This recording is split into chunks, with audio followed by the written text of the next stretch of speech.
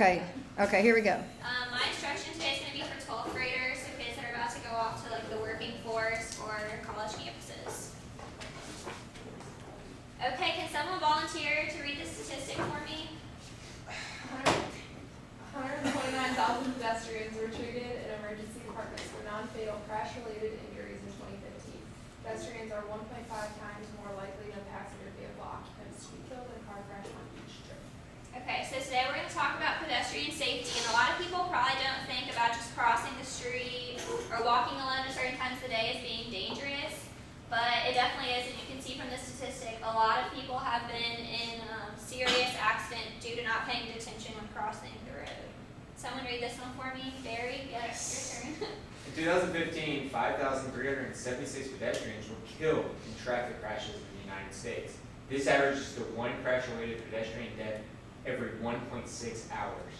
Okay, yeah, so I didn't need to put this to scare you all, but I just wanted you to know that it really is a problem in our local community and around the world. This is about a death just from walking across the street and not paying attention, or a driver being distracted every hour and a half, which is pretty big deal.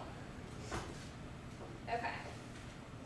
This is going to be a video, and this is actually a video on University of Kentucky's campus, and this just shows how students interact on rush hour. And I want you guys to pay attention and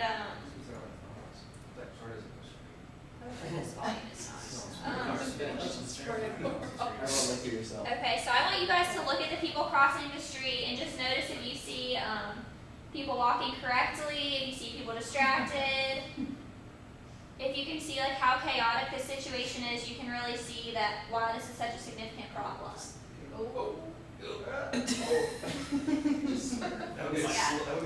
Take the video. Yes, I did. And so this is about, we're going to watch this again later, and after we've learned a little bit more about pedestrian safety, hopefully you guys can pick out more issues. Poor car, he's just sitting there. You just gotta swerve it, He's got a green. Okay, can anyone raise their hand and tell me one distraction you noticed or one problem in this situation? Jimmy? A lot of people are just talking to each other and not paying attention to the road. Exactly, good point. Cell phones. Cell phones, yes, that is a huge problem on a lot of high school and college campuses. Barry? Headphones. Yes. They can't hear. Yes, that's a very big problem. Corey? Cyclists, they think that they have the right to do whatever they want. Yes. I have also experienced this personally, and there is specific bike lanes. So everyone, as you can tell, are not even using the lanes that they're supposed to be using, just really crossing the road. Is there any comments you guys have heard about people crossing the road, just I'll never get hit, or anything else that you guys have ever heard when people cross the road down at the crosswalk? Hit me, it'll pay my tuition. Exactly. That is one that I have heard so often. If you're crossing illegally, it won't happen. Yeah, and this next slide is Kentucky pedestrian laws. So if you cross the road and you're not at a crosswalk, it is the pedestrian's fault. It is not the driver's fault. So that's one really important thing to learn. It's just if you walk out in front of the road, it is your fault, and you are at fault for that. Basically, this is a lot of verbiage, but it pretty much just says that if you are in a crosswalk, pedestrians do have the right of way. That doesn't mean you shouldn't pay attention, because there are a lot of distracted drivers on campuses, but you do have the right of way. And if a car is moving one lane, they should stop, but if both lanes don't have to stop until you approach the second lane. And then if you come in halfway through the crosswalk, it is not, again, you're at fault, it's not the driver. So that's a little bit about Kentucky pedestrian laws. Okay, on University campus and all campuses in Kentucky, they had to implement these signs because there is such an issue with people texting and walking across the road and not paying attention. So these are kind of just some distractions that I've noticed, which you guys did a great job and already named a lot of these, but can someone read these off for me? Phones, texting or calling, eating on the go, being zoned out, attempting to find something, waving at someone, looking at wildlife, in a hurry, listening to music, or talking to a friend. Yeah, and I know you guys laughed on some of these, but I know especially on this campus, or University of Kentucky's campus, we are always looking at squirrels, trying to find something in our backpack, in a hurry, and that's the case for all campuses, across the nation. Okay, so these I kind of had a little bit of fun with, and I'm kind of mocking what people do, but This really is a serious scenario, and I want you guys to watch these videos and tell me what's wrong. What I did wrong in these videos. I don't know why it's sideways. Did you film it sideways or? No, I put it upright, Are you texting? You're texting. You are. but. Okay. So yeah, you guys already called that one out, so texting. You look different in the video. Yeah, I did look a little sideways. Okay. Now we're gonna go to this video and see what I'm doing wrong. In the middle of the road. Got it. Not in the crosswalk. And if you can see, I literally just walked right in front of that car.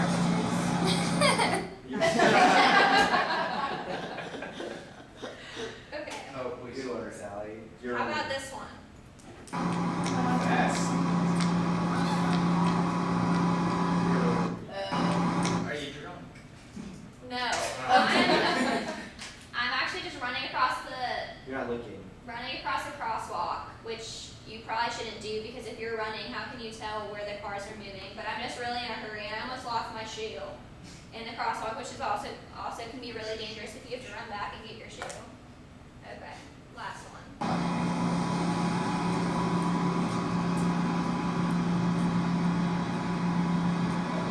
Can anyone tell me what's wrong with that one? There's 2 things wrong. You didn't start in the crosswalk. 3 things. You answered your phone. Yeah. Can anyone tell me the second one? You looking at wildlife? No, but You didn't start we haven't really covered this yet, but you're really supposed to look left, look right, and then look left again to make sure no one's coming. So I just kind of stampeded myself. Okay, so this is just another video or another slide of the distractions, which you already read. Now I want you guys to really look at these and see how many people are being distracted from the same video I showed earlier.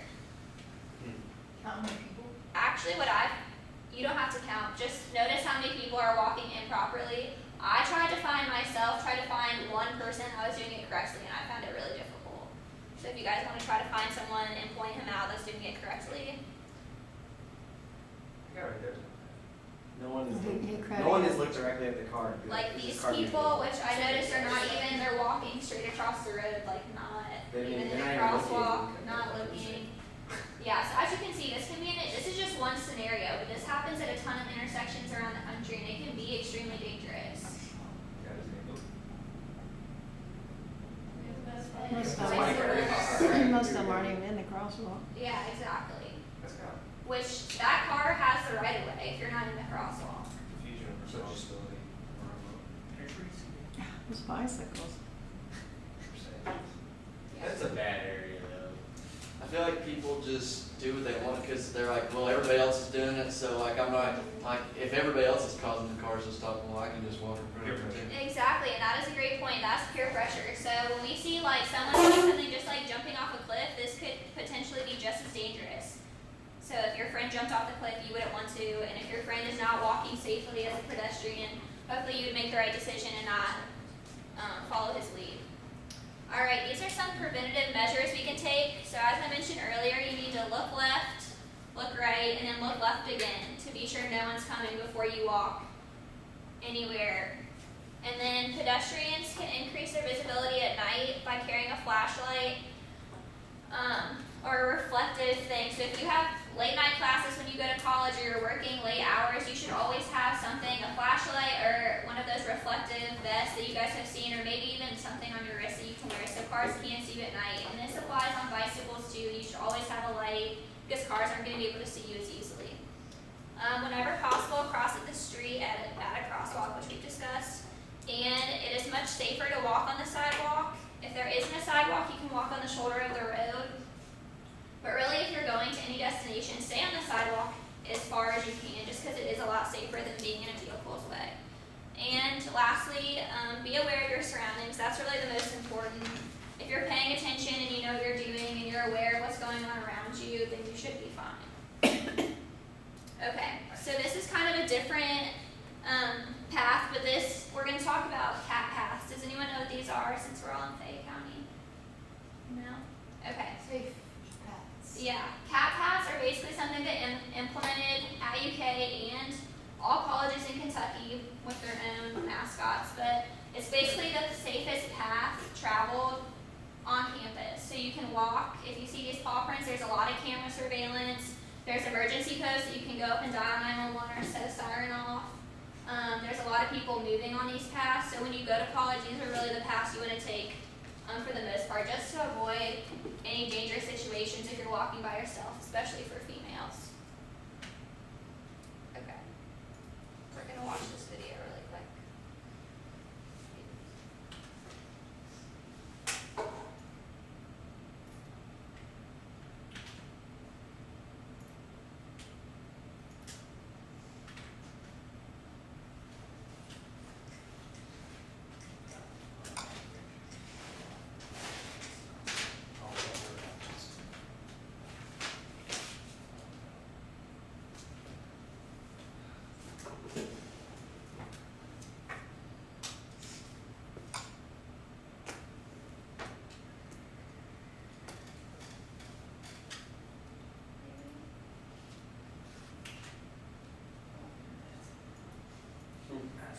Try Google Chrome.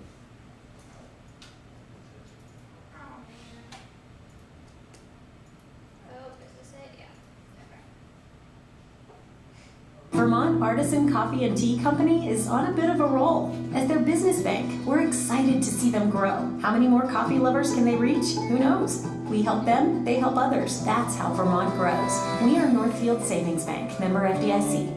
It is that time of year when thousands of students return to campus to start a new college semester. And while most college campuses in Kentucky are safe, some students can let their guard down when it comes to personal safety. New tonight, some high-tech ways the University of Kentucky is keeping students safe and the new device that some are turning to as added protection. With a new semester underway at the University of Kentucky, students are busy getting to and from class. Safety, some admit, is not always something they think about. Honestly, not really. Unless it's night. Like when I'm walking to class, I don't really ever think anything about it. Others, like Leandra Clifton, say it's always on her mind. She spends a lot of time walking by herself from UK Hospital. I'm on campus between 7 a.m. and 11 p.m. or possibly 3 a.m. depending on my work schedule. And walking alone at night is not very comforting. Sometimes it gets a little scary. UK Police Chief Joe Monroe says students shouldn't be scared, instead vigilant. One of the things that we really are adamant about is situational awareness. And so everybody needs to understand what's going on around them for their own personal safety. Chief Monroe says safety at UK is a top priority and it's gone high tech. We have over 3,000 plus cameras on campus, and it's able to let us capture a lot of this criminal activity that occurs and solve it very quickly. The blue light phone system used for calls now has loudspeakers for notifications and added security cameras. Leandra Clifton also takes advantage of UK's free Live Safe app. You can click on Go Safe, Safe Walk, and you can ask a friend to walk with you so they watch you walk, or you can watch someone else. Students can also use it to text videos or pictures to campus dispatch. Clifton has taken her safety one step further. I have my little sound grenade. It's called an e-alarm, a small device the size of a USB drive that can attach to your keychain or bag, and when activated, it releases an alarm that the makers say can draw help to you or scare off an attacker. We looked at what people were using for personal safety, and we saw that a lot of people were using pepper spray. The whole point of it is so that you can have something that you can use to keep you safer that won't put you in additional danger. I haven't used it personally, but it has brought me some comfort. Remember that student that said she didn't really think about her safety? Yeah, I think that's kind of cool. Good idea. Yeah. A small device that could pay off big when it comes to your safety. Okay, so that's just a quick little video explaining measures that we could take to keep each other safe. So does anybody ever walk home after practices late at night in high school? I know a lot of y'all play sports or maybe even you walk home. Sometimes I walk to my friend's house at night. Yeah, and it's dangerous. This is something you could even use today, and potentially if you're going to work in a city or anywhere, it's just a little alarm. You pull the cord if you feel unsafe or some type of threat. I know I personally did have one of these my freshman year of college, and it always made me, I never had to use it thankfully, but it always made me feel really secure and safe. This last slide is just helpful sites that you can, if you're actually concerned about your safety of where you live, really just some extra tips and measures how to keep you safe, or if you plan on going to college in a different state, it says all the different state laws for pedestrians on one of these websites. So yeah, thank you guys.